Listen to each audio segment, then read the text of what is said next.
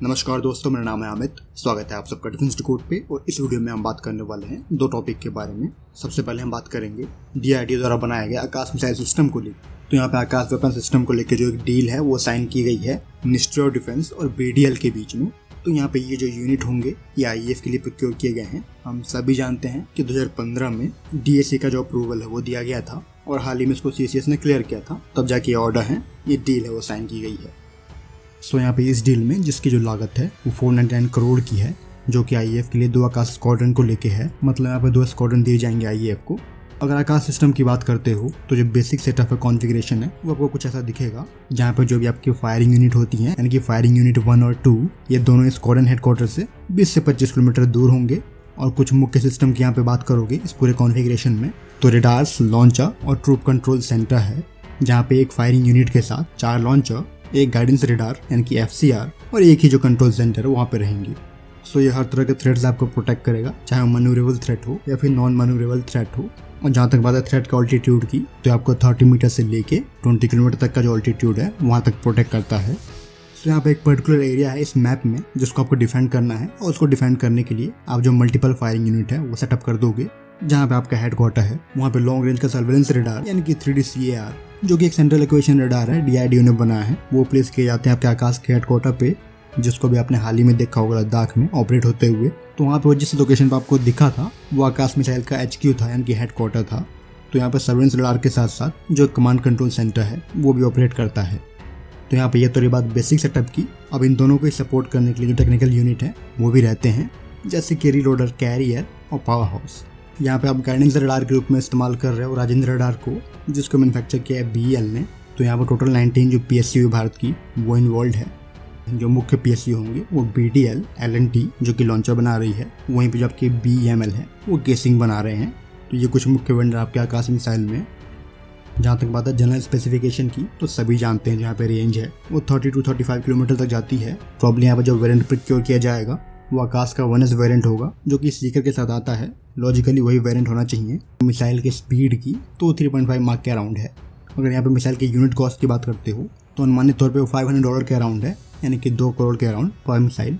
तो टेक्निकली ये जो कॉस्ट है वो आधे से भी कम है इसी कैटेगरी के मिसाइल के, जो कि ज़्यादा कंट्री ऑपरेट कर रही हैं। तो ऐसे यहाँ पे अनुमान है कि जिस तरह से इसका जो मास प्रोडक्शन है वो बढ़ता है IAF IA के लिए, तो इसका जो कॉस्ट है वो और भी नीचे आएगा। तो अब तक IAF के 13 जो स्क्वाड्रन है वो ऑपरेट कर रही थी।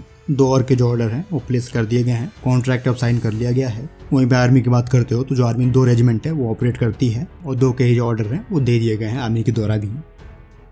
यहीं पर आकाश का जो नेक्स्ट वेरिएंट है, यानी कि आकाश NG नेक्स्ट जनरेशन वेरिएंट, वो ऑलरेडी अपने ट्रायल में है और जल्दी ही ये ट्रायल को पास करेंगे और कंप्लीट होते हुए उनको इंडक्ट कर लिया जाएगा। यहाँ पे आकाश NG की बात करते हो तो डुअल पल्स सॉलिड रॉकेट का इस्तेमाल कर रहा है, जबकि जो आपका करंट आकाश है वो सस्टेनर बूस्टर का इस्तेमाल कर रहा है। दोनों ही सॉलिड है। तो टेक्निकली यहाँ पे कहने का अर्थ ये हो गया कि जो आपके आकाश NG होंगे वो हाईली मैन्यूरेबल टारगेट को भी हिट कर पाएंगे, जिसको हिट करने के लिए आपको करंट आकाश के मल्टीपल यूनिट फायर करने पड़ते हैं एक टारगेट के लिए। तो वो काम आपका जो आकाश NG होगा एक हायर किल प्रोबेबिलिटी के साथ अचीव करेगा, जहाँ पर आकाश NG की जो रेंज है वो 80 किलोमीटर तक कोट की गई है। सो बहरहाल IAF के लिए एक अच्छी खबर है, जहाँ पे जो 2 स्क्वाड्रन है वो और जुड़ने वाले हैं। इसमें बात करते हैं हम DRDO को लेके, जहाँ पे DRDO ने AICTE के साथ मिलके डिफेंस टेक्नोलॉजी का एक डोमेन है MTech कोर्स में वो लॉन्च किया है। यहाँ पे मोटिव ये है कि अधिकतम यूथ को नॉलेजेबल बनाया जाए, डिफेंस टेक्नोलॉजी में जो उनकी स्किल है, एप्टीट्यूड है और टेक्नोलॉजी को लेकर जो समझ है उसको बढ़ाया जाए। तो इन सभी मुद्दों को देखते हुए ये जो MTech का नया स्ट्रीम है ये लॉन्च किया गया है। अगर यहाँ पे आपको जो MTech है वो डिफेंस टेक्नोलॉजी में करना है तो आप ऑफलाइन भी कर सकते हो और ऑनलाइन भी कर सकते हो। और ये जो कोर्स होगा NIT, IITs और जो भी AICTE एफिलिएट यूनिवर्सिटी है, इंस्टीट्यूशंस हैं, वहाँ पे जो कोर्स है वो उपलब्ध रहेगा। इसको लेकर जो सिलेबस है, स्ट्रीम है, वो सेटअप करने में हेल्प कर रही है IDST, यानी कि institute of defence science and technology. तो यहाँ पे मुख्यतः इस MTech कोर्स में ये कुछ जो 6 डोमेन है वो होने जा रहे हैं, जैसे कि MTech in combat technology, arrow technology, naval technology, communication systems and sensors, direct energy weapon और जो हाई एनर्जी मटेरियल है उसमें भी जो स्ट्रीम है वो लॉन्च किया गया है। तो ये कुछ स्ट्रीम है जिनको आप ऑप्ट करके डिफेंस टेक्नोलॉजी में जो MTech है वो कर सकते हो। तो फिलहाल ये अगले एकेडमिक ईयर से लागू कर दिया जाएगा। प्रॉब्लम जो आने वाला गेट एग्जाम है वहाँ पे आपको MTech में ये ऑप्शन मिलेंगे, ये जो स्ट्रीम है उनको चुनने के।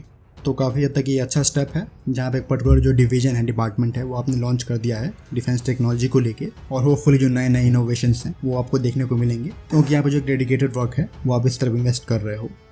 यहाँ पे कुछ राय ये भी है कि आपने डिवाइड कर दिया नेवल टेक्नोलॉजी, कॉम्बैट टेक्नोलॉजी और एरो टेक्नोलॉजी, यानी कि आप डिफेंस टेक्नोलॉजी को परस्यू कर रहे हो एमटेक में, तो वहाँ पे जो रिक्वायरमेंट होगी वो वेरियस तरह के फील्ड की होगी किसी एक सेक्शन के लिए। जैसे कि कॉम्बैट टेक्नोलॉजी हो गई, तो वहाँ पे कॉम्बैट टेक्नोलॉजी में सपोज अगर आपने मैकेनिकल की है तो सिर्फ मैकेनिकल की ज़रूरत नहीं पड़ेगी, बाकी के जो स्ट्रीम होंगे जैसे कि इलेक्ट्रॉनिक और इलेक्ट्रिकल, उसकी भी अगर रिक्वायरमेंट पड़ती है कॉम्बैट टेक्नोलॉजी को अचीव करने के लिए, तो आपको जो अपना बेस्ट है वो देना पड़ेगा।